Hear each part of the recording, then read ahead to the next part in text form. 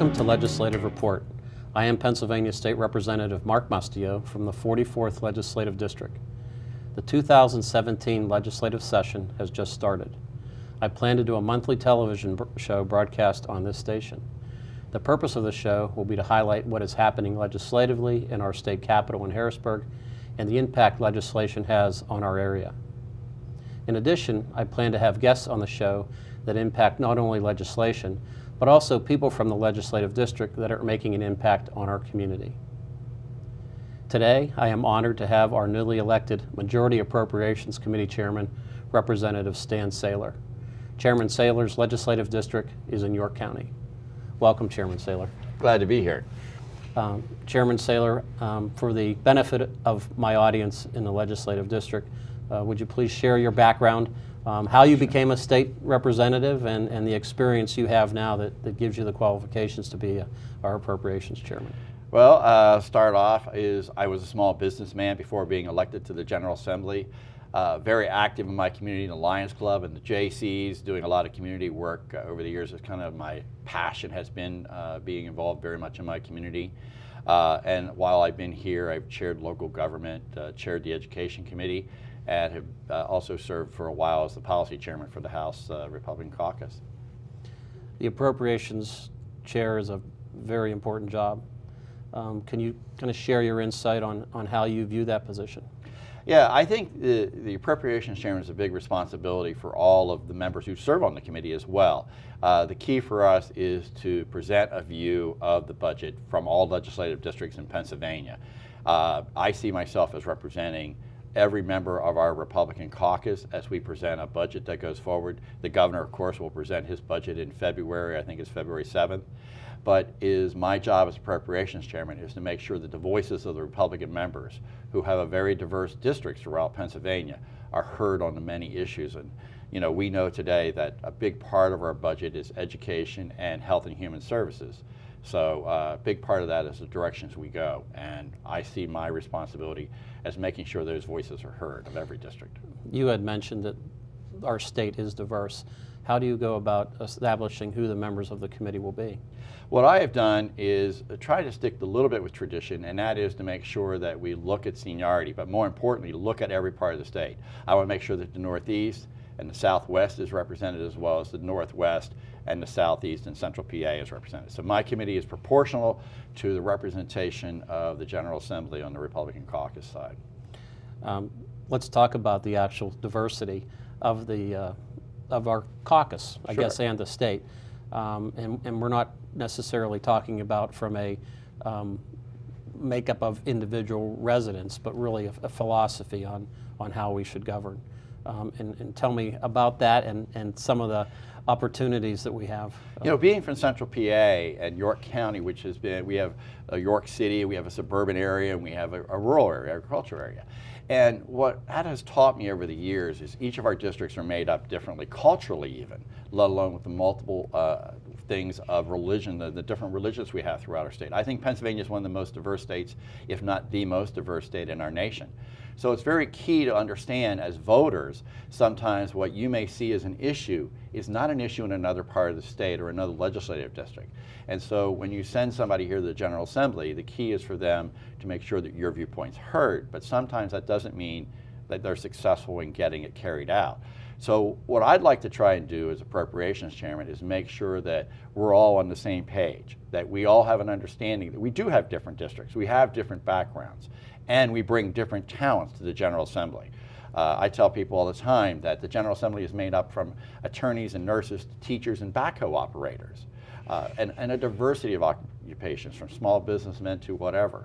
So what I've tried to, I think we need to do here in the General Assembly is recognize that fact of our diversity and try and work to find solutions to doing the things the state government's supposed to be doing, not doing things that most taxpayers don't believe we should be doing. And I think that's one of our challenges here, is really getting our spending under control. I think the statement that's been made statewide anymore is we don't have an income problem, we have a spending problem. You have to at some point get your spending under control, just like a typical family does. We all want to have a new car, a nice big house, and all the other luxuries that maybe a vacation home and everything else. but we can only spend the money that we have. And just looking to the taxpayers to say we're going to take more revenue from you is not the solution to state government. That's a good lead into my next question, which is, how are we spending our money? Well, in my personal opinion, we're spending too much in a number of programs that have been here for decades, but aren't working to deliver the services they need to deliver. We either need to reform those programs or eliminate those. We keep starting new programs in Pennsylvania and adding to our spending, but we never get rid of programs that are not working. If we truly want to create more jobs in Pennsylvania, we got to make sure that those who are in the most need are getting the services they need, but that we've seen a governor brag about how many people he's put on Medicaid. That's not something to brag about. What to brag about is how many new jobs you created in Pennsylvania and how you're finding people, our young men and women who are graduating from college, job opportunities here, not moving to other states. Like Governor Ridge many years ago talked about the brain drain in Pennsylvania. We still have that going on. And we need to restructure our state government. We need to restructure the way we deliver health and human services, the way we deliver education, so that our young people who are graduating and who we put a huge investment in, we have one of the biggest investments in education of any state in the nation. We need to make sure that that works for Pennsylvania taxpayers. I think we have a graphic that shows the breakdown from a pie chart standpoint, and I think we'll see that education and human services take up a bulk of what we're spending in Pennsylvania. Absolutely. And when you're doing that, when you're talking about 80% of the budget being health and human services and education, you want to make sure, as a term I've used, bang for your buck. You want to make sure that there's results. And when you're not getting results, then you have to look at performance. And that's something that I think the General Assembly and the governor needs to look at as well. We need to start really looking at performance budgeting. If you're coming in here and asking me for a 5% increase in your department or your bureau, then I need to know how you're delivering services and what are you doing to be more efficient and delivering services. Have you modernized? Are you being innovative in what you're doing to reach out and protect children, make sure that our education system is working for everybody? We can't continue to have a huge debt of our students graduating from universities and then coming out and not being able to pay that debt back because they can't find a job here. Yeah, I think when Governor Wolf first came into office, he proposed roughly an $8 billion tax increase, and obviously we had a couple years of extended budget negotiations. How do you see any change in perhaps the executive office since you've been elected as our majority appropriations chair? He just did his midterm budget briefing. I also saw today that Pennsylvania is about 1.1% behind with a higher unemployment rate than the national average. I think we're 5.8 here and 4.7 on a national level. Yeah, I mean, when you look at, and I look at New Jersey and New York, who are big states, more typical Pennsylvania, but even Ohio, who all have lower unemployment rates than Pennsylvania has. The only state that has a higher unemployment rate than Pennsylvania is West Virginia, and that's not a state, and nothing against West Virginia, but it's not a state that really relies on coal. We have a diversity of manufacturing, energy, and so on and so forth, industries here. So I think, why is Pennsylvania lagging these other states? And I think it's because of our tax and spending programs. We have to get a tax structure that's more fair to all businesses and individuals. We also have to look how we're spending and delivering services. So to me, that's the key job that is the challenge that faces the General Assembly and the governor. You can't just keep spending money and not delivering quality of service. To me, it's about quality. Yeah, it's about delivering on the promise of creating a better Pennsylvania. Now, you and the governor are from the same county. Yes, we are. Have you had the opportunity to talk with him or his budget office since you've got this new position? We have talked to the budget secretary, and I've reminded him they had originally talked about supplementals, which is an additional above what we had approved already in additional spending. And I've made it very clear that as Appropriations Chairman, I have a real problem not living within our budget means. So they are working on whittling down that $600 million. But we just can't keep coming back here after we pass a budget every year, which we've done in the past, and allocate more dollars that we don't already have. We already know we have a shortfall at this point, a minimum of $600 million in this budget. The projections are that we may have as much as a $3 billion deficit, and I've really been working on that and talking to staff and members. I think right now we've kind of whittled some things down to maybe $2.6 billion. That's a long way from having it balanced. So Again, I think our Majority Leader Dave Reed has really talked about this gives Pennsylvanians a challenge. And I think it's a great challenge. And that is, it gives us an opportunity to really restructure Pennsylvania completely. When you have these kind of massive financial issues, it's a chance for you to look at everything and restructure it so that it serves all Pennsylvanians again. And that's the challenge I'm excited about. I'm excited about the opportunity to really take Pennsylvania and put us back as the keystone state of our nation. That's where we need to be, and that's where we can be, particularly with the resources we have. I think that we certainly have challenges, but we have a great man in you heading up the appropriations to look at that.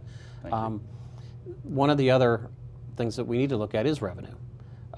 You had indicated earlier that Republicans believe that really we spend what we take in and no more.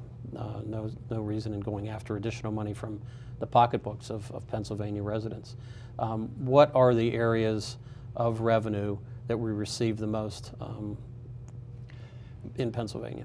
In Pennsylvania, most of our revenue is derived from sales tax and personal income taxes, and of course business taxes. One of the things that we have to look at is other alternatives to revenue. We have a number of issues with the revenue projections that are too high, and that's something we have to do a better job at. I'm a real believer that you go low, and if you bring in more money than you're supposed to bring, that's great. That helps us in next year's budget. But we tend to estimate way too high in revenues so that we can spend more money. We need to start getting that changed around so that we are estimating on a more conservative basis. During the Governor Ridge years, it was great because we did have a lot of revenue coming in, but we still always tried to estimate the revenues low so that you didn't end up with a deficit funding years. For some reason, somewhere along the years, that's changed, and we tend to inflate the amount of money we think we're bringing in. And the challenges are in our economy. Our job growth across the nation is not what we'd like it to be, but as we've talked about, Pennsylvania is really lagging behind the rest of the nation, and I think it's because of our tax fairness issues and some of the issues that we have not really modernized and been innovative in government. One of the areas the governor mentioned he was going to use to help balance the current fiscal year was not fill spots in various departments that he has allocated funding for, but there haven't been people apparently in those positions for years. Mm-hmm. It seems to me in looking at that was really an opportunity for him to get excess funds and then possibly be able to shift that to other areas of the government. So how do we as representatives and the Appropriations Committee, and maybe we'll get into this as the next question, we'll lead into that, and when you have your appropriations hearings, how do you plan on doing those differently this year now that the governor has come out and said, hey, we've actually asked for money for positions that we never intended on filling? Well, one of the things that I've called on the governor and his budget secretary to do is look at freezing some of the line items where they're not impacting individuals of need. They have hesitated in doing that. They keep talking about, well, we don't want to hurt middle-class families. I got to be honest with you, what's hurting middle-class families is the high taxes and the spending here in Harrisburg. Middle-class families tend to pick up the load of the burden here in our budget process, and what we need to do is he needs to look at programs that are not working and come to the General Assembly and say, look, General Assembly, this is not working. We need to eliminate this program, or we need to truly, totally redirect that program and how it's operating. So those are the things I'm hoping the governor will come forth on February 7th and give us a better dynamics of how to fix problems, because he's there. So he has an inside look at where he can fix those spending problems. If not, I'm sure the General Assembly will make some good recommendations. Let's take a break for a moment. When we get back, let's talk about the appropriations hearing weeks and how you plan to approach those possibly differently this session in order to fully vet what the governor is requesting. We'll be back in a moment.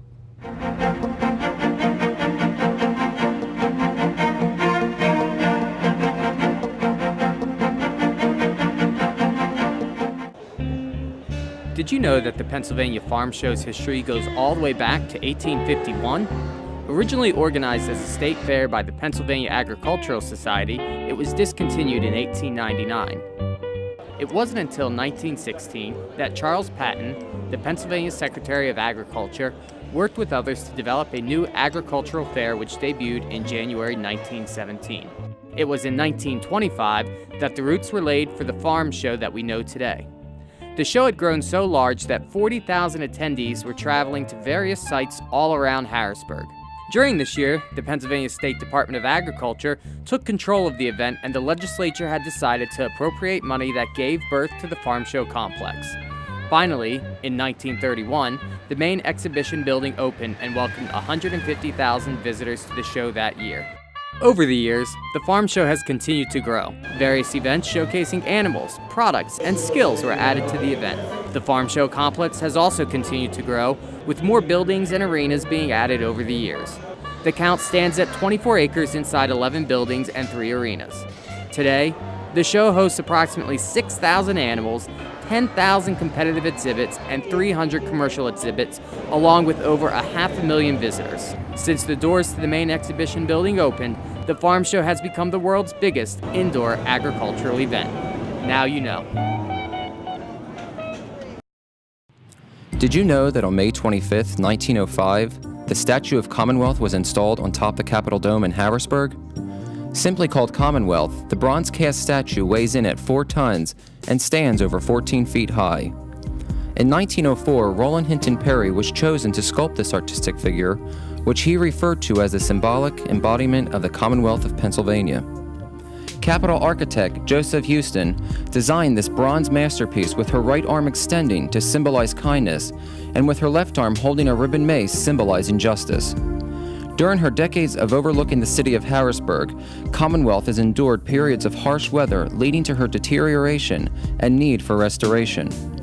Prior to her refurbishing in 1997, Commonwealth was last restored in the 1940s. Under the direction of Rathgeber Goss Associates, the Commonwealth statue has undergone restoration and regilding to the form originally envisioned by her sculptor.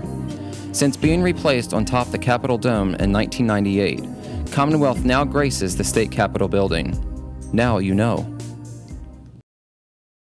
Welcome back to the program. I'm discussing the budget process today with Appropriations Chairman Representative Stan Saylor.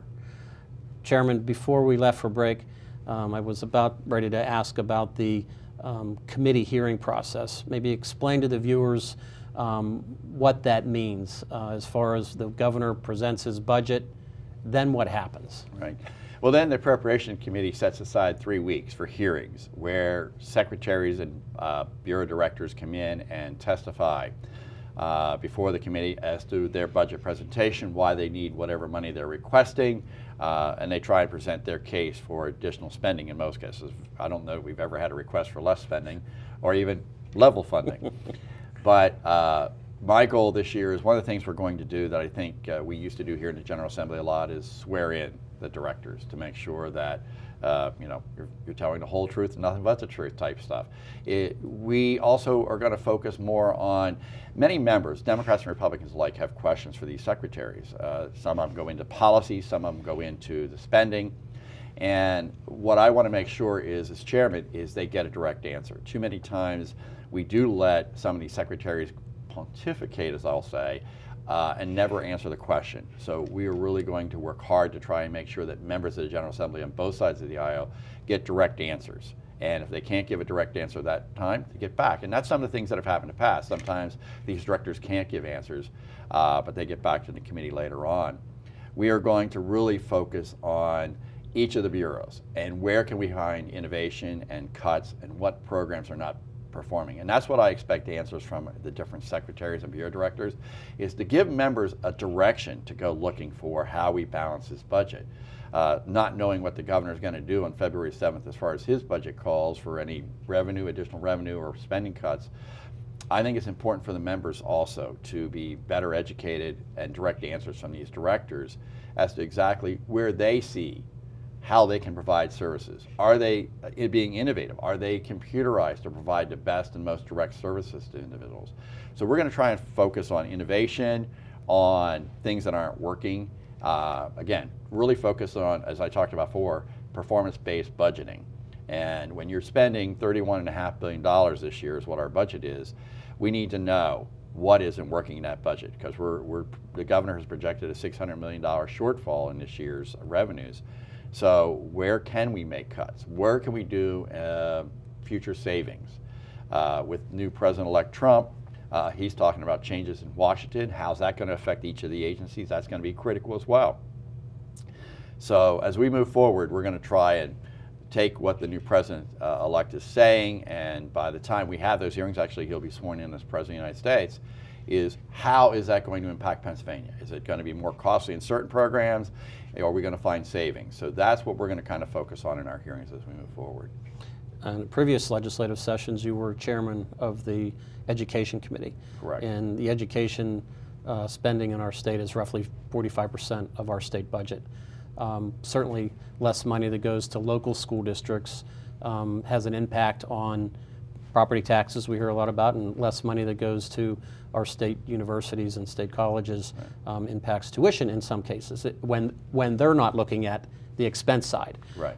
So from a policy initiative, as past chairman of the Education Committee, are there some policies that can be implemented that will help give you the opportunity to look at reducing spending?